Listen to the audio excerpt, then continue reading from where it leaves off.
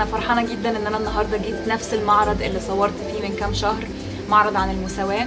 واحلى حاجه فيه ان هو مش بيتكلم بس عن المساواه من ناحيه الجندر، بس بيتكلم برضو عن المساواه من ناحيه حاجات كتير جدا، منها الدين، منها السكشوال اورينتيشن، منها السن، منها الاعاقه والحاجات دي كلها. فدي حاجه لطيفه جدا على الثيم بتاع المعرض ده.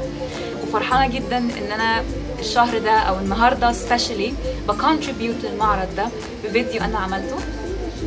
فالموضوع ده مفرحني جدا بصراحه، حاسه accomplishment لطيف. وفرحانه ان انا رجعت تاني بشوف البروجرس هنا عامل ازاي، لان انا فاكره من كام شهر لما جيت الدنيا كانت فاضيه جدا، بس النهارده في ناس كتير جدا جت.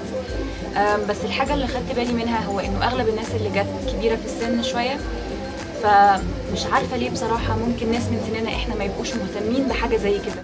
الثيم بتاع المعرض هنا كويس قوي، يعني مش حاجه بس بتتكلم عن التاريخ بس، برضو بينكوربريت different aspects برضو من الايكواليتي، ومش بس حاجات من زمان، بتتكلم برضو على حاجات من دلوقتي، منها الفيديو اللي انا عملته. فمش عارفه بصراحه ايه السبب. احنا لو عملنا حاجه كده في مصر هتروحوا ولا لا؟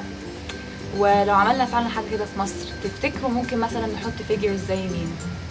تعليم، عندنا تحرش جنسي، عندنا مشاكل في حاجات كتير جدا.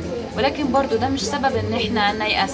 انا رافضه ان انا ايأس، ومش عايزه حد برضو يحس ان هو فاقد الامل. يعني حتى لو النتيجه مش تطلع دلوقتي، حتى لو مش تطلع كمان 10 سنين، حتى لو مش تطلع كمان 20 سنه، لو كل واحد فينا تشجع شويه ونركز في اهداف، ممكن فعلا نكون اول بوينت، نكون احنا في اول بوينت من البروجرس لينا احنا كمجتمع.